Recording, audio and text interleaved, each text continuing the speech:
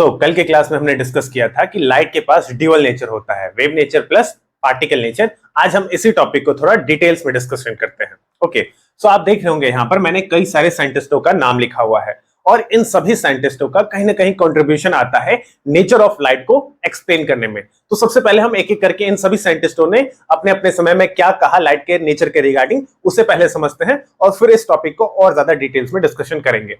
तो सबसे पहले इस टॉपिक के अंदर नाम आता है आइजैक न्यूटन का।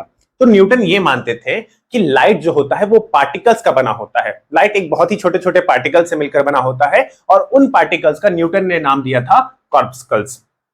तो न्यूटन का ऐसा मानना था। इसके कुछ समय बाद नाम आता है क्रिश्चियन हाइगन्स का। तो क्रिश्चियन हाइगन्स वो पहले साइंटिस्ट थे जिन्होंने सबसे पहली बार ये कही कि लाइट वेव नेचर का होता है। और ये जो आइडिया था उनका, ये एक थ्योरेटिकल आइडिया था। उन्होंने थ्योरेटिकली ये समझाया that light has wave nature। तो आप ये नाम याद रखोगे, Christian Huygens was the first scientist who gave the wave nature of light। इसके बाद नाम आता है थॉमस यंग का। तो यंग ने क्या किया था? यंग ने एक डबल स्लिट एक्सपेरिमेंट किया था जिसके बारे में आप क्लास 12 के अंदर ऑप्टिक्स में पढ़िएगा। तो यंग्स ने अपने डबल स्लिट एक्सपेरिमेंट से ये प्रूफ करके बता दिया कि हाँ, लाइट के पास वेव नेचर होता है। तो अब वेव नेचर ऑफ लाइट जो था वो एक्सपेरिमेंटली वेरीफाइड भी हो चुका था, यानी कि लाइट का वेव नेचर अब कंफर्म हो चुका था। ओके, इसके बाद नेक्स्ट नाम आता है मैक्सवेल का। तो मैक्सवेल ने क्या बात कही? मैक्सवेल ने ये कहा that light is also an electromagnetic wave. कल की क्लास में हमने सीखा था कि बहुत सारे इलेक्ट्रोमैग्नेटिक वेव्स होते हैं, जैसे कि radio waves, microwaves, infrared, ultraviolet. तो लाइट भी इन्हीं इलेक्ट्रोमैग्नेटिक वेव्स जैसा ही एक वेव होता है। तो जो भी इलेक्ट्रोमैग्नेटिक वेव्स के प्रॉपर्टी होंगे वो लाइट के पास भी होगा, ऐसा मैक्सवेल ने थ्योरेटिकली बताया। इसके बाद एल्बर्ट आइंस्टाइन का भी नाम इस फील्ड में आता है नेचर ऑफ लाइट को एक्सप्लेन करने के लिए। एल्बर्ट आइंस्टाइन ने क्या किया? एक बहुत ही फिजिक्स का एक बहुत पुराना कंसेप्ट था फोटो इलेक्ट्रिक इफेक्ट, जिसका कोई प्रॉपर एक्सप्लेनेशन नहीं था हमारे पास अवेलेबल। तो एल्बर्ट आइंस्टाइन ने फोटो इलेक्ट्रिक इफेक्ट को एक्सप्लेन करके, और इसी फील्ड में इसी कारण से फोटो इलेक्ट्रिक इफेक्ट को एक्सप्लेन करने की रिगार्डिंग ही आइंस्टाइन को फिजिक्स का नोबेल प्राइज भी दिया गया। तो उन्होंने क्या किया कि फोटो इलेक्ट्रिक इफेक्ट को एक्सप्लेन करने के लिए उन्होंने लाइट के पार्टिकल नेचर का यूज किया।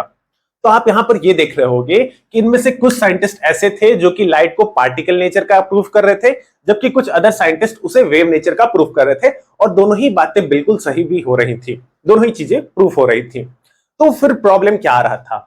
ऐसा हम क्यों नहीं कर रहे थे कि लाइट को पार्टिकल प्लस वेव नेचर को एक्सेप्ट कर ले और इस डिस्कशन को खत्म करें? ये डिस्कशन इतना लंबा क्यों चला? इसमें प्रॉब्लम क्या आ रही थी? लाइट को wave plus particle nature accept कर लेने में। अब थोड़ा हम इस प्रॉब्लम को डिस्कस करते हैं। So what was the problem in accepting light as a particle plus wave nature? Okay, so अगर हम लाइट में मान लें कि उसके पास पार्टिकल नेचर और वेव नेचर दोनों ही नेचर्स हैं, तो वेव को अगर हम डिफाइन करें तो वेव क्या होता है? Wave is a form of energy. Wave energy का एक फॉर्म होता है, जबकि पार्टिकल क्या है? Particle means matter. अगर मैं आपसे पूछूं कि इलेक्ट्रिसिटी, हीट, लाइट, साउंड, ये सब क्या है, तो आपके माइंड में तुरंत आ जाएगा ये सब एनर्जी का एक फॉर्म होता है। यहां पर हम लाइट का डिस्कशन नहीं करेंगे। इलेक्ट्रिसिटी, साउंड, हीट, ये सब क्या है, तो तुरंत माइंड में आ जाता है कि ये सब एनर्जी का फॉर्म है। ठीक इसी तरह अगर मैं आपसे पूछूं कि सैंड के पार्टिकल्स या शुगर के पार्टिकल्स, सॉल्ट के पार्टिकल्स, ये क्या होते हैं, तो तुरंत आपके माइंड में आ जाएगा कि ये मैटर के बहुत ही छोटे फॉर्म है, इसलिए इन्हें पार्टिकल्स कहा जा रहा है, यानी कि ये मैटर है। हमारे पास मैटर और एनर्जी दो अलग अलग चीजें हैं। हमने इससे पहले कभी भी ऐसा कुछ नहीं देखा था जिसके अंदर वेव नेचर है प्लस पार्टिकल नेचर है, क्योंकि वेव प्लस पार्टिकल नेचर दो अलग अलग चीजों को रिप्रेजेंट कर रहे थे और लाइट में ऐसा ही हो रहा था।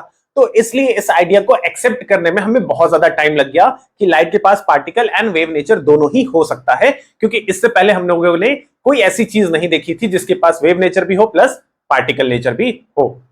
ओके, सो लाइट के कुछ फेनोमेनास ऐसे थे जो कि उससे पार्टिकल नेचर का साबित कर रहे थे, जबकि कुछ अदर फेनोमेनास उसे वेव नेचर का साबित कर रहे थे। अब हम उन एक एक फेनोमेनास को देखते हैं। सो लाइट के अंदर कुछ फेनोमेनास जैसे कि reflection of light, refraction, shadow formation, photo electric effect, इसे पार्टिकल नेचर का साबित करते थे, जबकि वेव नेचर के अंदर interference of light, diffraction of light, polarization, ये कुछ ऐसे फेनोमेनास थे लाइट के जो कि उसे वेव नेचर का बता रहे थे। सो पार्टिकल नेचर की अगर हम बात करें तो पार्टिकल नेचर के अंदर हमें देखने को मिलता है रिफ्लेक्शन ऑफ लाइट। ये पार्टिकल नेचर ऑफ लाइट से एक्सप्लेन किया जा सकता है। नेक्स्ट, इसमें हम शैडो फॉर्मेशन भी कह सकते हैं, फोटो इलेक्ट्रिक इफेक्ट,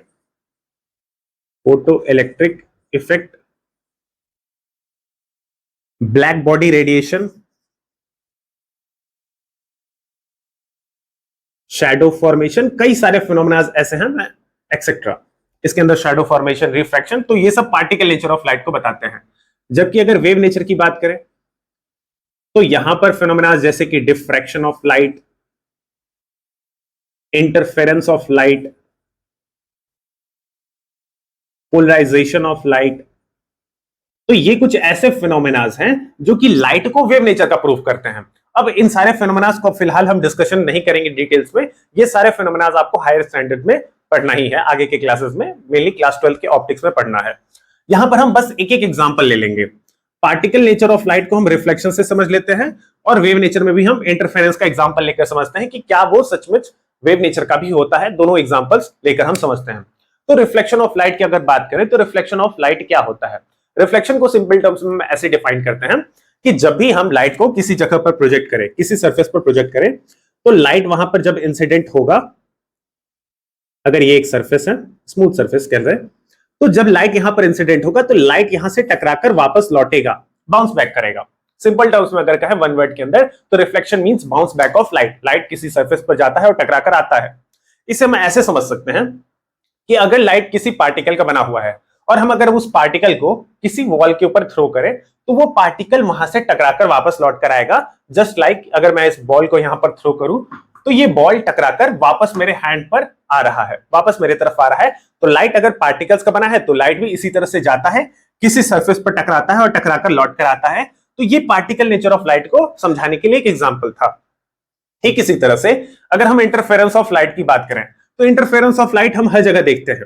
कैसे देखते हैं? आप कहीं पर भी देखो, आपने अगर दो टॉर्च लाइट ले लिया और दोनों टॉर्च लाइट को आप एक साथ एक ही जगह पर फ्लैश करो।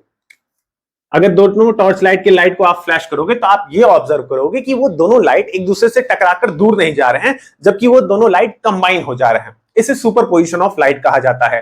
तो अगर लाइट सचमुच पार्टिकल का बना होता, जैसा कि हमने रिफ्लेक्शन में देखा, तो पार्टिकल्स क्या करते हैं? अगर हमारे पास दो पार्टिकल्स होता, दो टॉर्च लाइट के, अगर लाइट मान लो पार्टिकल्स का बना है, तो अलग अलग टॉर्च लाइट से जो लाइट निकल कर आ रही है उनके पार्टिकल्स आपस में टकराते और लाइट अलग अलग डायरेक्शंस में चल जाता। ऐसा कभी होता ही नहीं कि लाइट मिलता। इसका मतलब ये होता है कि अगर आप रूम में एक से ज्यादा लाइट को यूज कर रहे हो तो वो लाइट आपस में टकराकर अलग अलग डायरेक्शंस में चल जाते और बीच में कहीं पर भी डार्कनेस नजर आता। बट ऐसा होता नहीं है रियल लाइफ कंडीशन में। रियल कंडीशंस में ये होता है कि अगर हम लाइट को ऑन करते हैं टू डिफरेंट डायरेक्शन से, अगर हम अलग अलग डायरेक्शन से लाइट को जलाएं लाइक दिस, तो ये टॉर्च लाइट से निकलने वाले जो लाइट होते हैं वो लाइट आपस में कंबाइन हो जाते हैं और बीच में हमें ब्राइटर लाइट देखने को मिलता है।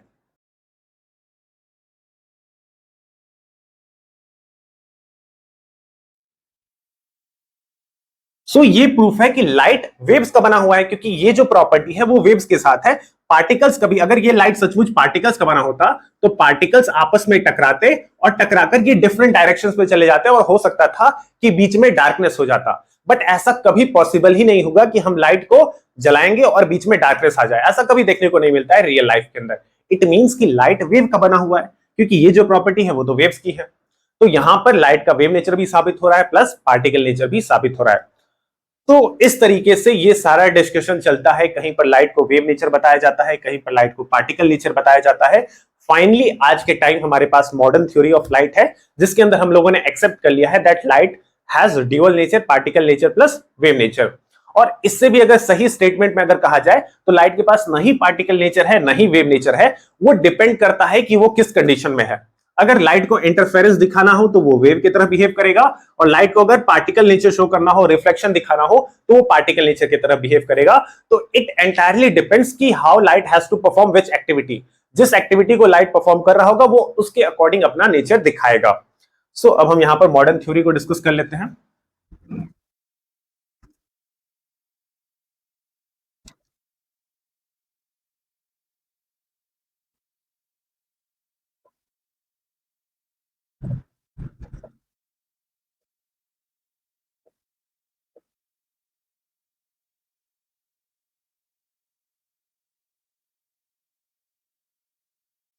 So modern theory of light ये एक्सेप्ट कर लेता है कि लाइट के पास पार्टिकल नेचर भी है प्लस वेव नेचर भी है। मॉडर्न थ्योरी ऑफ लाइट को क्वांटम थ्योरी ऑफ लाइट भी कहते हैं।